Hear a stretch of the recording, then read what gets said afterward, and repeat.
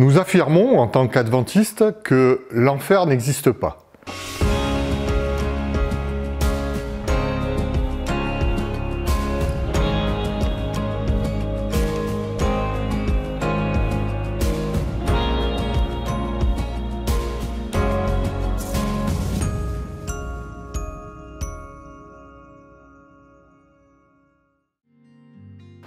Et pourtant, lorsque nous lisons ce texte de l'homme riche et de Lazare, dans Luc 16, il semblerait bien que ce lieu y soit décrit. D'où le titre de notre semaine d'études, des textes bibliques contradictoires. Il est toujours fondamental de ne pas faire dire au texte ce qu'il ne dit pas, de ne pas prendre, comme on dit, le texte pour un prétexte, afin d'appuyer peut-être ce que nous voulons prouver. Ici, nous sommes avant tout devant une parabole, et en tant que telle, il convient d'en mettre les limites et de rechercher ce que Jésus veut nous enseigner en inventant une petite histoire. Alors pour faire très rapide, on a 3 enseignements qui nous sont donnés ici. 1. Lorsque la mort a frappé, plus rien ne peut changer le sort de l'homme. 2. Dieu a donné sa parole pour guider les hommes, et elle seule fait référence. Et 3. Les morts ne peuvent pas communiquer avec les vivants.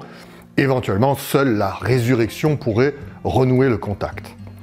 Ce texte n'a donc pas pour but d'expliquer qu'il existe un enfer. Pas plus qu'il serait là pour expliquer que les riches iraient aux souffrances et que les pauvres iraient au paradis.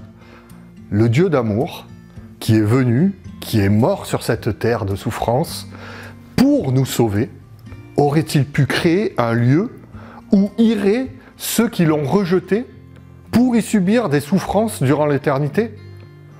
Ce Dieu qui se présente comme notre Père, notre Papa du ciel, pourrait-il envoyer et laisser ses propres enfants dans les flammes de l'enfer? Quel père ferait ça? Alors pour reprendre un peu les paroles de Jésus, à combien plus forte raison le Père qui est dans le cieux ne pourrait le faire? Cette fausse croyance en l'existence d'un enfer a gangréné le christianisme. Elle a terni l'image de Dieu, elle a déformé son caractère d'amour. Il est important donc de comprendre qu'il n'y a pas finalement de texte contradictoire, mais que bien souvent c'est peut-être notre manière d'étudier le texte qui est contradictoire. Alors que Dieu nous donne son discernement à chaque fois que nous ouvrons sa parole. Bonne étude à tous.